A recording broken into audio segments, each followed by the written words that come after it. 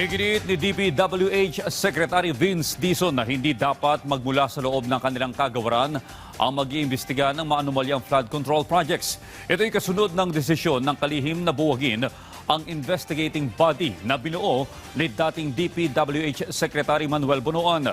Yan ang ulat ni Kenneth Pasyente. Ipabubuwag ni Department of Public Works and Highways Secretary Vince Dizon ang Anti-Graft and Corrupt Practices Committee, ang investigating body na binuo ni dating DPWH Secretary Manny Bonoan.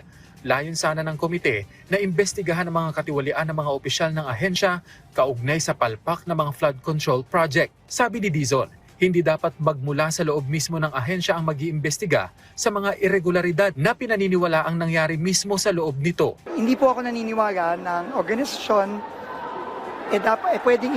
dapat imbestigahan ang sarili niya.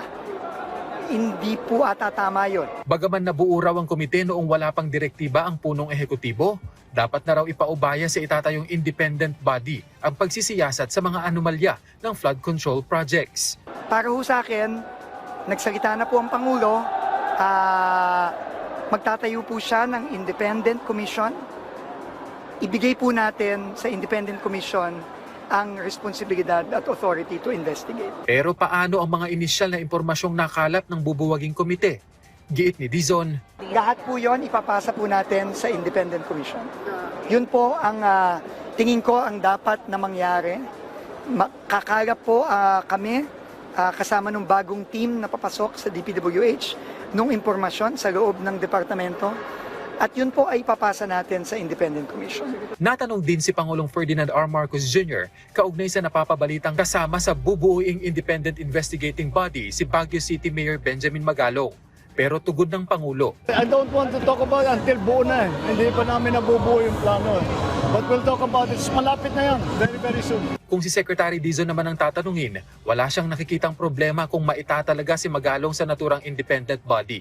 Lalo't kitaan niya ang kagustuhan nitong mapanagot ang mga tiwaling opisyal ng DPWH, maging ang mga kontratista. Gayunman, desisyon pa rin anya ng Pangulo kung sino ang mangunguna sa bubuuing investigating body. I'd rather not say, wala po sa posisyon ko yan. No? Yan po ay sole prerogative ng ating Pangulo at dapat po pagtiwalaan po natin at respetuhin natin ang desisyon ng ating Pangulo. Sinabi ni Dizon na mag-iikot siya sa mga flood control projects sa mga susunod na araw.